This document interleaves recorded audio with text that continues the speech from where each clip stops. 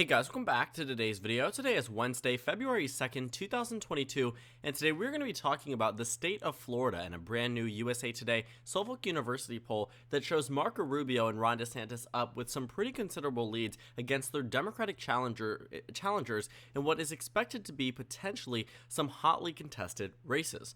Now, taking a look at the state of Florida in terms of electoral history, actually, let me interrupt this, and first I do want to say that some of you guys have been commenting about my video volume, that it is a bit low. I've moved my microphone just a little bit closer to me, but I can actually adjust it to make it a little bit higher.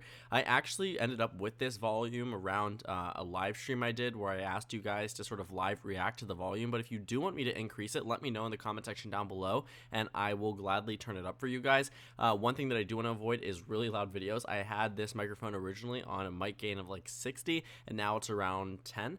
Definitely a considerable decrease, but we will see what happens just depending on what you guys want to hear. But back to the state of Florida, we are looking at a state with a very expansive electoral history where Democrats and Republicans alike have been able to win over the past 20 years, more so Republicans than Democrats, should I say. But looking at the presidential results, just about 9 years ago, we actually saw the state of Florida go blue for President Barack Obama after voting for him the first time in 2008. Now, seeing the state of Florida blue isn't something that was foreign to the Democratic Party. They had some strong victories here, but they had one thing that simply just never could occur, and that was a Democratic governor from the state of Florida.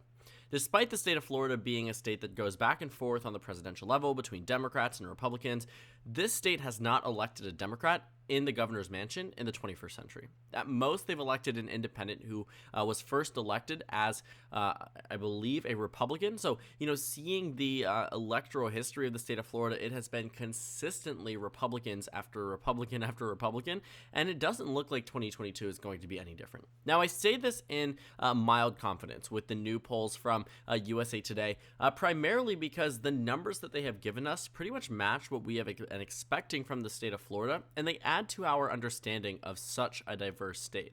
Now, seeing the polls that have been taken in the state of Florida, sometimes they have been right, sometimes they have been wrong, but generally speaking, they keep the race close. Looking at the 2020 election results in the state of Florida, knowing how that election actually ended up, what you found was that the polling data still indicated a pretty close race. Even though Trump was winning by 3.3, the polling data still kept it within the margin of error for some of them and expected a victory for either Biden or Trump by 1 or 2 percentage points. But that is not what is happening here with either Ron DeSantis or Marco Rubio, and this poll sort of furthers that furthers that idea.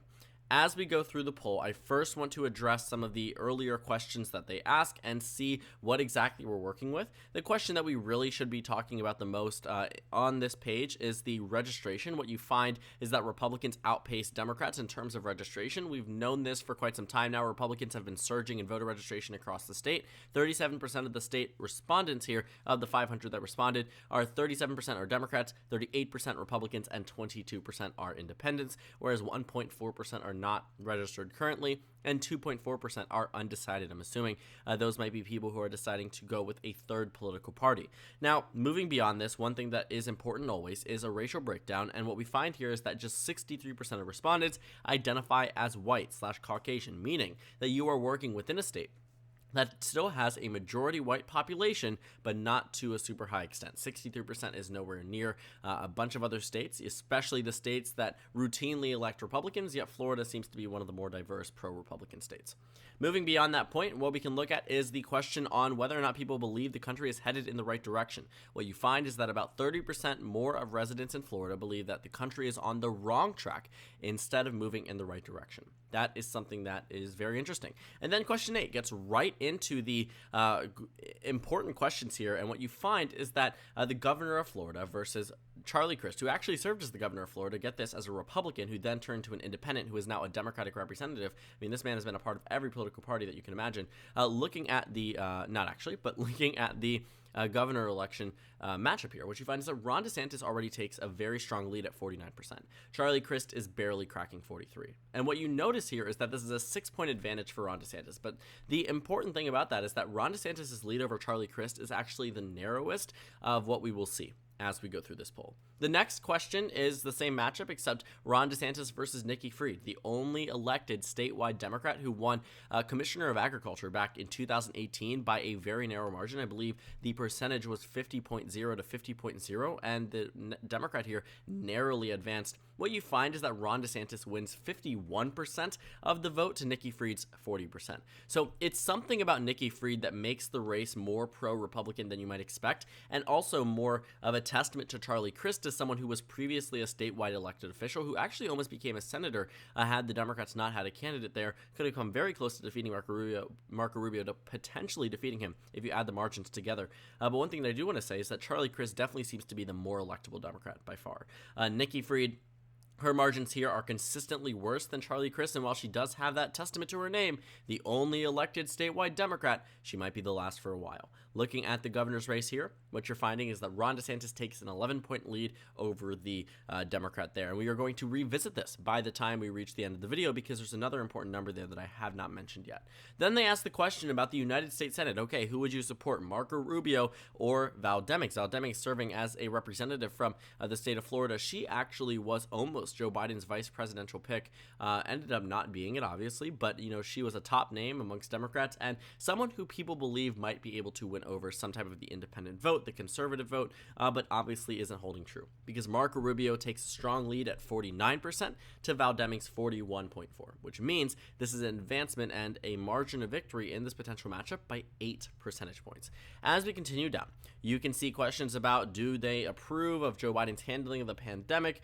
Do you approve or disapprove? What you find is that it actually is about -3. And that's not the worst thing, considering that the state of Florida is such an anti-mask, anti-COVID protocol type of state based off of its leadership. It is very fascinating to see that it is only a 3-point difference here. And one thing that I do want to say is that on question number 11, do you approve or disapprove of the way Joe Biden is handling his job as president? The fact that Joe Biden is nearly exactly where he is on the presidential level, on the national level in the state of Florida is potentially a testament to Joe Biden in this state that he's not actually falling down as bad as he might be in some other swing states. In Georgia, in North Carolina, and Arizona, what you will find is that Joe Biden's approval rating is significantly lower than it is in Florida, and that was just something that I wanted to point out. As we continue down, you will take a look at the favorability ratings. I honestly don't think this is worth much of our attention. If I'm going to speed run them, we can go from 14 to 22, so just follow along in terms of the order. Biden is at -11, Harris is at -20, Trump is at -5, Clinton is at -24-ish, I eyeballed that, 25. Marco Rubio +4, Ron DeSantis +10, Charlie Crist -0.4, Val Demings +14, and Nikki Fried +8. Don't get confused though. Once you start to hit Charlie Crist, Val Demings, and Nikki Fried, you will find a significant portion of the state does not know them. Charlie Crist probably more than the other two simply because he was the governor of the state. Nikki Fried is at 23% unrecognizable and 29% for Val Demings. So definitely something to keep in mind. Those numbers might be a little bit skewed for that reason. We're not going to talk much about these issues. They really are entirely inconsequential. And for the remaining questions on that fourth page, we also are not going to be discussing too heavily. And then one thing that I do think is very shocking is that Ron DeSantis and Hillary Clinton are actually faced up against each other. Ron DeSantis would win by 13. This is a 2024 type question. Trump actually only defeats Clinton by 7, maybe a testament again to DeSantis' popularity and electability across the state. In question 35, you find that if there was a potential Democratic primary, this is just for us to amuse ourselves with, Hillary Clinton defeats Joe Biden by about 4 points amongst Democratic respondents. And I think that makes sense. I mean, Clinton was insanely popular across the state Democratic Party, and one thing that I do want to say is that Clinton's overperformance of Biden in the state in 2016 was not a coincidence. I mean, that was something that was very, very, in a sense, impressive. And I think that Hillary Clinton combined with her outreach to minority voters combined with Joe Biden's outreach to white voters would have definitely turned the tides in 2020 a lot more than it actually did. But that's all hypothetical, and we're not going to spend too much time talking about that. Question 36, I think this is something that really was swept under the rug when this poll was released. Everyone was talking about Senate, governor, as we are right now, but definitely take a close look at this. They asked the question, if Trump and DeSantis were against each other in a Republican primary in Florida, who would you support? Donald Trump only wins by 7 points. That means the statewide party could very well be in a position in a year from now where Ron DeSantis continues to build up his name recognition, continues to build up his popularity across the state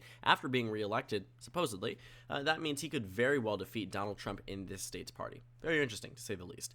And the final thing that I want to point out is actually a question that I would say is a bit more revealing. The 40th question here asks about who you voted for in 2020. One thing that I do want to say is that it seems as if this polling sample is a little bit less pro-Republican as the actual election results were. Maybe something that the Democrats should worry about even further. But question 39 asks, how concerned are you about widespread mail-in voting will lead to voter fraud? And what you find here is that 52% of the state respondents say they are very concerned or somewhat concerned. And that's what I would call a revealing question. A question where you aren't asking a particularly politicized question to the same extent as Democrat versus Republican, but that you can start to see the division down party lines, knowing that 52% of the state even believes in some type of widespread mail-in voting fraud does indicate, at least in a sense, that there is a major Republican base here. There is a major sort of anti-voting type of election group here that is something that needs to be pointed out. I really think that this is not a good look. In a sense, for the Democrats. I think this really tells them that there is a significant portion that does not trust, 54% that does not trust the election process itself, and could very well be backing candidates who further this distrust in the election process. But back to the beginning, back to question number 8, and the most important one of it all. Now, to provide you a little bit of context, you know how much Ron DeSantis is up by 6 against Crist, up by 11 against Freed, and how much Marco Rubio is up 8 points against Val Demings. Now, I have a very good idea about this Senate election. I think this makes sense. Marco Rubio won by 8 in 2016. And if the national environment is like 2016, which it very well could be in terms of the national popular vote in the House elections, we could see a plus 8-point victory, and I wouldn't be shocked in the least bit. In the governor elections, though, I will say that this would be a massive overperformance for Ron DeSantis. In 2018, he won by a margin of 0.4, and Republicans in this exact governor's race in 2014 and 2010 only won by a very narrow amount. So for Ron DeSantis to be up 11 points against Nikki Freed, up 6 points against Charlie Crist, would be defying expectations and really shifting the state further to the right, specifically on the governor level. And I think that's where you start to see some major concerns for the Democratic Party. Now, the fact that these numbers on their own are believable is a major point that the Democrats need to worry about. But one thing that I do want to say is that there is also that idea that the Democrats are now wasting this election. And I don't mean this at their own fault. What I am saying is that, in a sense, because the Democrats are not going to be as competitive in Florida, in the Senate race, or in the governor's race as they are traditionally, what this will do is effectively remove a state that is almost always a swing state from the Democratic Party's grasp, which narrows their ability for pickups, meaning that 6 years from now will be the next opportunity to win and defeat Marco Rubio in the state of Florida. 4 years from now will be the next opportunity for the state of Florida to go blue. And that's why this is so consequential, because we just saw in 2018 Republicans win that Florida Senate race that will be up in 2024, and they will likely have to wait till then. This is a state where Democrats routinely spend about $100 to $200 million in, and they will not do that this time if they're smart, because it is not winnable. But the fact that Florida, a state that is almost always competitive, is just out of reach means that they have lost already a state that could have been won in a different type of either national environment or statewide circumstance, which is why every single election is so consequential for Democrats, but a lot of the times they are completely cut out of the possibility of winning. You see that Florida has a Republican delegation, Republican state legislature, Republican House, Republican Senate delegation. Everything there is red, and you ask why. It's always a swing state, right? Well, not always. And sometimes that continuation means that just a few swing state victories is enough to keep the Republicans in total control of the state. If Republicans are solidifying one election, that only leaves them one election where they really need to focus on, and if they're lucky, which they are 90% of the time in Florida, they will get that race. And to add on to this, not only is the state of Florida, like I said, the numbers are believable here, likely red in both the governor and the Senate race. Another thing is that there are so many undecided voters. And you might be thinking, okay, couldn't all of those undecided voters go to the Democratic Party? Couldn't they have a sudden surge and defeat Marco Rubio, defeat Ron DeSantis? DeSantis is only at 49. Couldn't Democrats theoretically win all of that undecided vote? And the answer is yes, but it never happens. In fact, the exact opposite happens. Taking a look at the undecided breakdown from 2016 and 2020, what you will find is that this undecided vote simply are voters that do not want to say they are voting for the GOP. In 2020, when Donald Trump defeated Joe Biden in the state of Florida, the polling data had indicated Biden was going to win, but there was still some undecided vote. Based off the polls and the actual results, it looks like the undecided vote broke about 80 to 20 in favor of the GOP. If that was to happen on this map, forget about a likely margin, you're entering into safe territory for the GOP. Now, there's no guarantee that's going to happen. A lot of that had to do with Donald Trump being on the ballot and the public perception of supporting candidates like Donald Trump, but what's to say Ron DeSantis and Marco Rubio don't have that expectation and that idea tagged along with them? I think there is definitely something to be said. There is always an underrepresentation of GOP support in many of these polls, specifically in Florida, and I think that that's something Democrats should also consider, that this nonpartisan pollster releasing numbers showing the Republicans with such significant advancements might actually indicate that the advancements and leads are larger than they initially have been thought in this new USA Today Suffolk University poll. So, overall, I just want to say thank you guys, for contributing to my betterment of the channel. One thing that I do want to say is that I will try to fix the audio if it is bad. Again, if you're skipping to the end for whatever reason, make sure you let me know down below if my microphone is too soft, too loud. I think that's something that is super important. Just the, sorry about that, drop my phone on the ground. A super enjoyable experience for you guys as the viewer, but I really just want to hear from you guys and your honest opinion about what you think could be better in terms of my screen recording or my content or my volume altogether, because everything is so important to me. But to thank you guys again, thank you guys so much for watching this video. Make sure to comment down suggestions below, subscribe on the left if you haven't already, and check out the Instagram and Twitter. At the bottom left of the screen, there's also a Discord server for you to go ahead and join. On the screen, there's a video you can watch, and then a playlist for my 2022 election analysis videos, governor election analysis videos. Again, thank you guys so much for watching, and I will see you all tomorrow.